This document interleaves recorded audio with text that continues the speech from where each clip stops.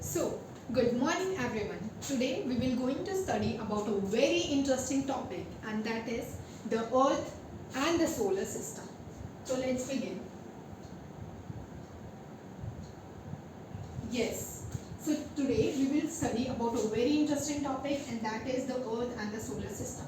So अब आप सारे लोग बेसिक तो अर्थ और सोलर सिस्टम के बारे में जानते ही होंगे। तो आज हम एक बहुत ही इंटरेस्टिंग टॉपिक के बारे में बात करने वाले हैं। तो आप सबने रात को आसमान में तारे देखे होंगे। तो उनमें से एक बहुत ही बड़ा तारा होता है और जिसका नाम है सन।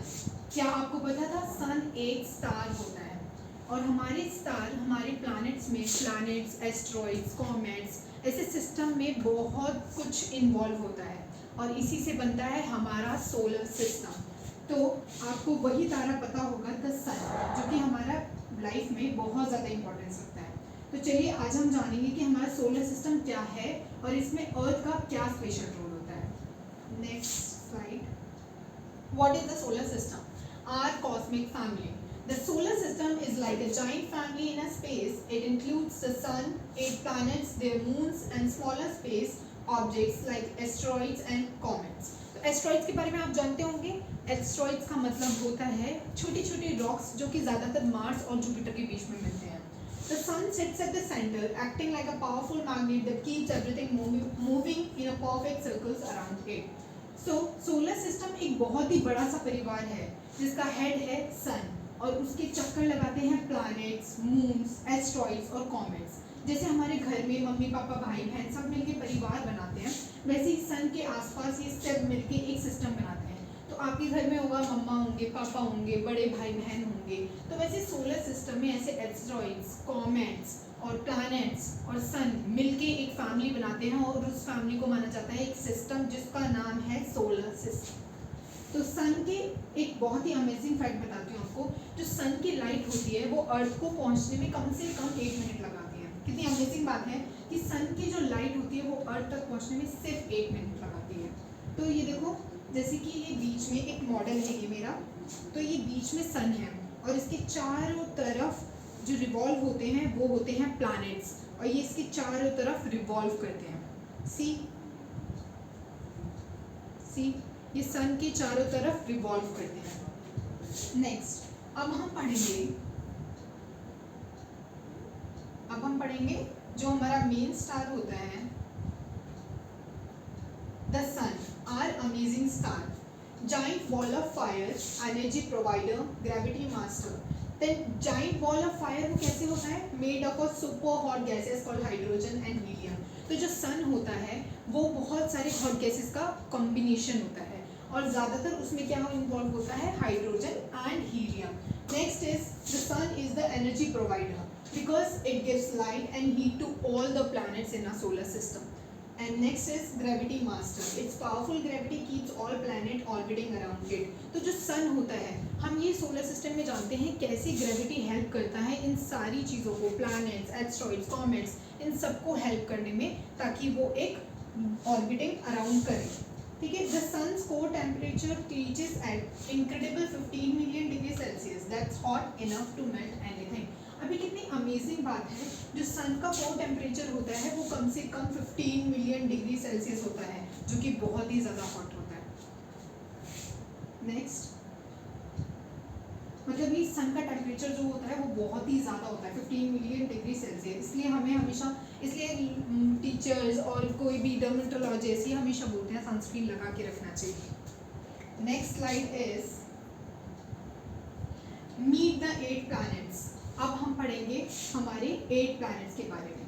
तो अब जब सन के आसपास जो 8 प्लैनेट्स होते हैं, घूमते हैं, चलो सब मिलके याद करते हैं। इसमें सबसे पहले होता है Mercury, then Venus, then Earth, then Mars, then Jupiter, Saturn, Uranus and then Neptune. और इसका एक बहुत ही अच्छा तरीका है याद करने का, my very eager mother just served us noodles. इसकी एक ट्रिक है आप सारे 8 प्लैनेट्स को याद करने का। My very eager mother just served us noodles. My say Mercury, very say Venus, eager say Earth, mother say Mars, just say Jupiter, served say Saturn, us say Uranus, and noodles say Neptune. तो ये आपको बहुत easy पड़ेगा ताकि आप 8 planets ढंग से याद कर पाएँ। तो फर्स्ट 4 प्लैनेट जो कि होते हैं मर्क्यूरी टू मार्स, वो बहुत ही छोटे छोटे होते हैं और वो रॉकी प्लैनेट्स कहलाते हैं। बट जो जुपिटर टू नेपट्यून होते हैं वो बहुत ही बड़े प्लैनेट्स होते हैं और उनमें ज़्यादातर गैस इन्वॉल्व होती है। नेक्स्ट एग्जांपल, जैसे कि जुपिटर सबसे बड़ा प्लैनेट है जिसमें उसमें ऐसा बोला जाता है कि उसमें 1300 हमारा जो अर्थ है वो फिट हो सकता है। जो जुपिटर होता है वो इतना बड़ा होता है कि उसमें 1300 अर्थ हमारे फिट हो सकते हैं। कितनी अमेजिंग बात है। चलो अब हम नेक्स्ट टॉपिक पे आते हैं और उसका नेक्स्ट टॉपिक पे चलते हैं, Earth our special home.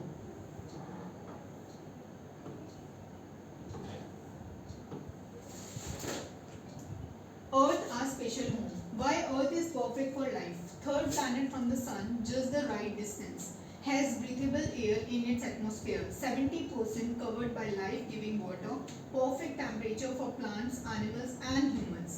Earth's atmosphere act like a protective shield blocking harmful rays from the sun. अब हम अर्थ के बारे में बात करते हैं। अब हम अपने घर अर्थ के बारे में बात करते हैं तो अर्थ सन के तीसरा प्लैनेट होता है।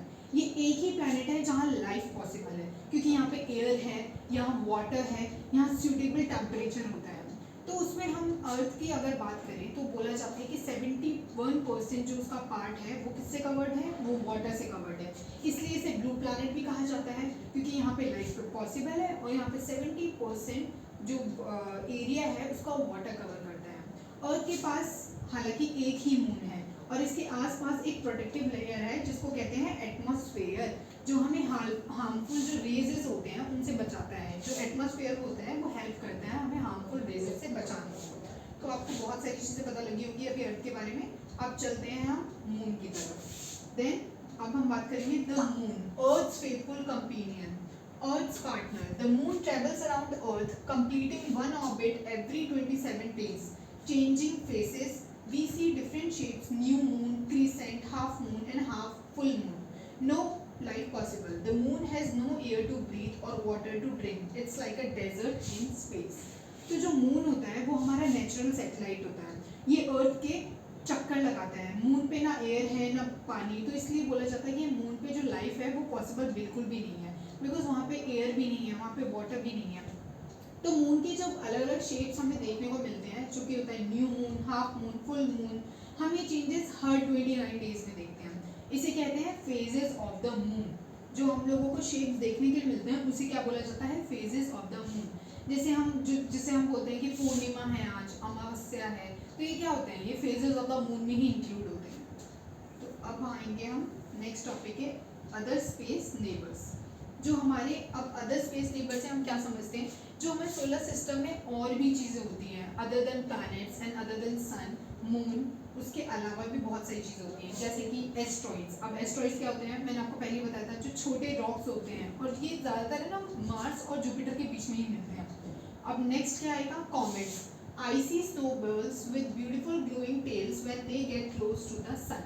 अब कॉमेट्स होते हैं आइस और डस्ट से बने होते हैं। ये उनकी जो बॉडीज होती है वो ज़्यादातर आइस और डस्ट से बनी होती है और इनकी लॉन्ग टेल्स होती हैं कॉमेट्स की। देन आते हैं meteors, shooting star that light up our sky when they burn in Earth's atmosphere. तो ये क्या होते हैं, जब स्पेस के छोटे छोटे टुकड़े होते हैं और वो अर्थ के एटमॉस्फेयर में गिरते हैं और जब वो जल जाते हैं तो वो शूटिंग स्टार्स कहलाते हैं। देन आ जाएगा dwarf planets, small planets like Pluto that aren't quite big enough to be full planets. तो ऐसे प्लैनेट जो कि ज़्यादा बड़े नहीं होते और वो इनफ नहीं होते ताकि वो एक फुल प्लैनेट कहलाया जाए, उन्हें कहते हैं ड्वार्फ प्लैनेट। और इसका एग्जांपल आपने पढ़ा होगा Pluto.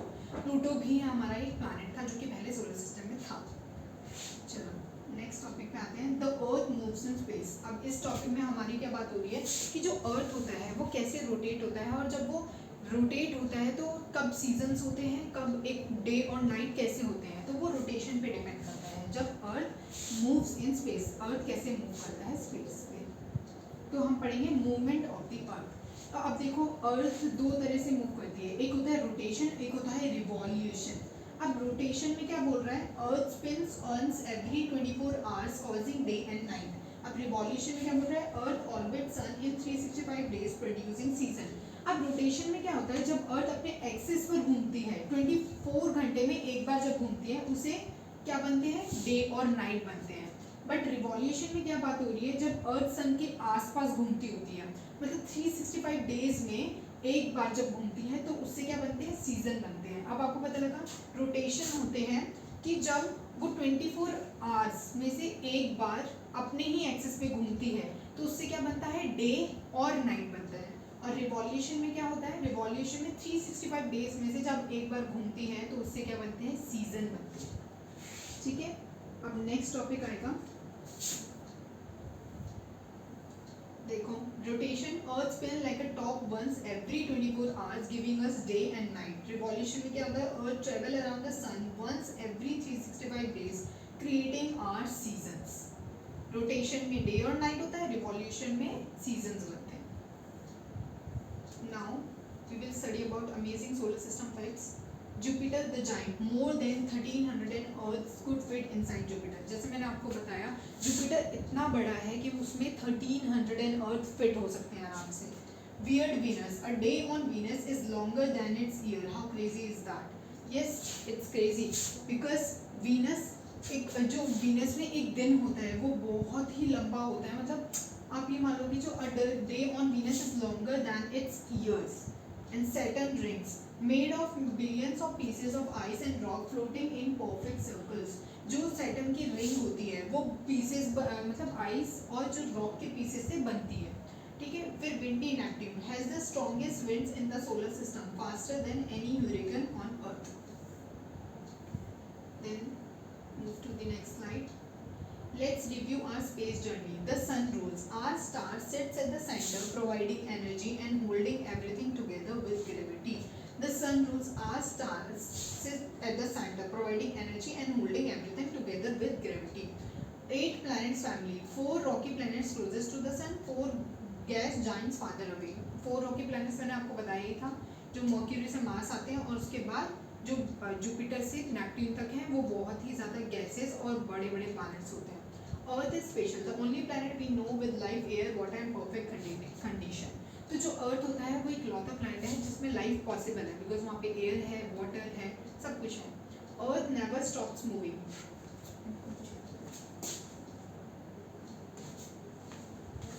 Earth never stops moving. Spinning creates day and night. Orbiting creates season. अब उसके बाद नेक्स्ट हमने पढ़ा था रोटेशन एंड रिवॉल्यूशन का कॉन्सेप्ट। रोटेशन में हमें डे एंड नाइट का कॉन्सेप्ट पता लगता है और रिवॉल्यूशन में हमें सीजन का कॉन्सेप्ट पता लगता है। Then move to the next slide. अभी एक छोटे से वीडियो है जिसमें हमें पता लगेगा कि जो अर्थ होते हैं या फिर कोई भी प्लैनेट होता है उनका डिस्टेंस कैसे मेजर होता है, वो कैसे एक ग्रेविटी में रिवॉल्व करती हैं, वो कैसे ऑर्बिट करती हैं सन के around. Let's watch it.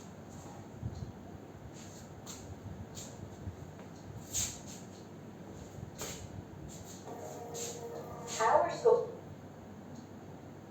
solar system is one of over 500 known solar systems in the entire Milky Way galaxy. The solar system came into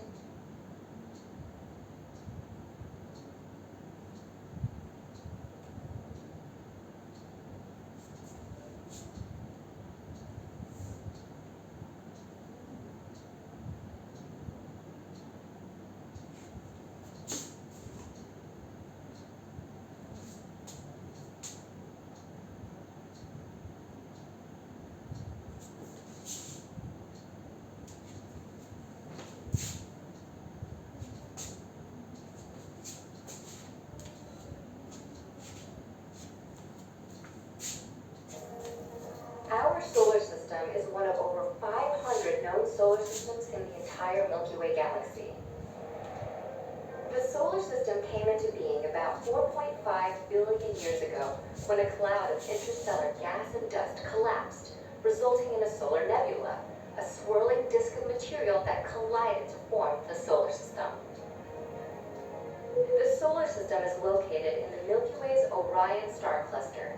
Only 15% of stars in the galaxy host planetary systems, and one of those stars is our own sun. Revolving around the sun are 8 planets. The planets are divided into 2 categories based on their composition: terrestrial and Jovian. Terrestrial planets, including Mercury, Venus, Earth, and Mars, are primarily made of rocky material. Their surfaces are solid. They don't have ring systems.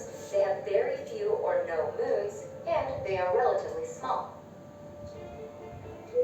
The smallest and closest to the Sun is Mercury, which has the shortest orbit in the solar system at about 3 Earth months. Venus is the hottest planet, with temperatures of up to 867 degrees Fahrenheit due to an atmosphere of carbon dioxide and extensive lava flows. Next to this world of fire is a world of water, Earth.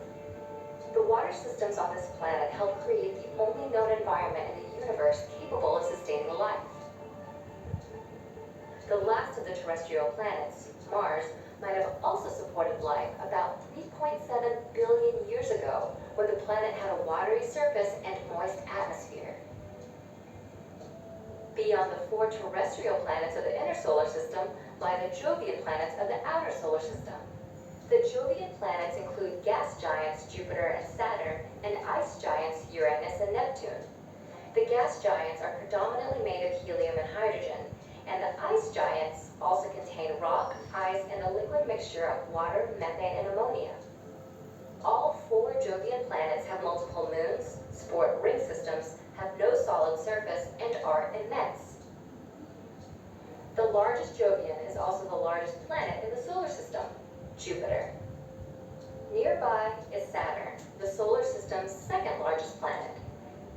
Its signature rings are wide enough to fit between Earth and the Moon, but are barely a kilometer thick. Past Saturn are the ice giants Uranus and Neptune. The slightly bigger of these ice giants, Uranus, is famous for rotating on its side. Next to Uranus is Neptune, the outermost planet in the solar system and also one of the coldest. One of the Orbiting coldest the planets. terrestrial planets is the asteroid belt, a flat disk of rocky objects full of remnants from the solar system's formation, from microscopic dust particles to the largest known object, the dwarf planet Ceres. Another disk of space debris lies much further out and orbits the Jovian planets, the icy Kuiper belt. Apart from asteroids, the Kuiper belt is also home to dwarf planets such as Pluto and is the birthplace of many comets. Beyond the Kuiper belt is the Oort cloud, a vast spherical collection of icy debris. It is considered the edge of the solar system, since that is where the gravitational and physical influences of the Sun end. Our solar system's particular configuration of planets and other celestial objects, all revolving around a life-giving star, make it a special place to call home.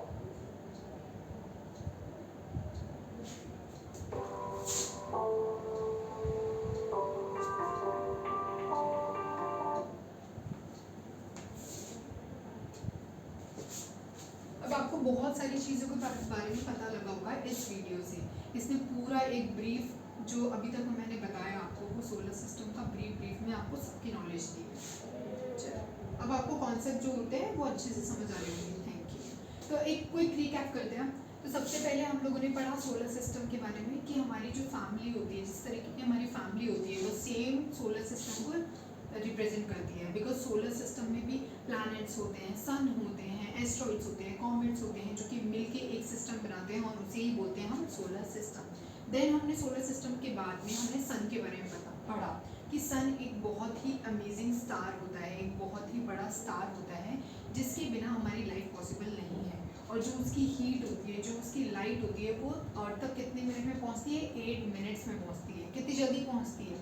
और फिर जो अर्थ, उसके बारे में हमने बाद में पढ़ा कि अर्थ क्या होता है। अर्थ हमारा एक लौता एक लाइफ प्लैनेट है जिसमें एयर होता है, वाटर होता है, सब चीज़ होती है जो एक ह्यूमन बीइंग को चाहिए होती है, जिसपे एक ह्यूमन बीइंग आराम से रह सकता है, अपनी लाइफ जी सकता है। वो एक लौता प्लैनेट होता है और जिसका नाम है अर्थ के बाद हमने ये सब पढ़ा कि मून का क्या रोल है। तो मून अर्थ के चक्कर लगाता है। और हमने उसके बाद पढ़ा कि रोटेशन कैसे होता है, रिवॉल्यूशन कैसे होता है। तो रोटेशन में हमने डे और नाइट का कॉन्सेप्ट पढ़ा और रिवॉल्यूशन में हमने कॉन्सेप्ट पढ़ा सीजन का। तो आपको ऊपर से सारे के बारे में पता लग गया होगा। तो एक आपको होमवर्क या फिर एक क्विज टाइप में एक क्वेश्चन देते हैं। तो जो सबसे क्लोजेस्ट होता है सन के, वो कौन सा प्लैनेट होता है? वो होता है हमारा मर्क्यूरी। ठीक है। अब नेक्स्ट क्वेश्चन होता है कि which planet is called the red planet of the earth, red planet of the solar system. Sorry, which planet is called the red planet of the solar system? and that is Mars. Next question है what causes day and night? Day and night हमने concept किस में पढ़ा था? हमने पढ़ा था वो कॉन्सेप्ट रोटेशन में. Thank you. अब मेरे को होप है कि आपको ये कॉन्सेप्ट बहुत ही अच्छे से समझ आएगा. Thank you.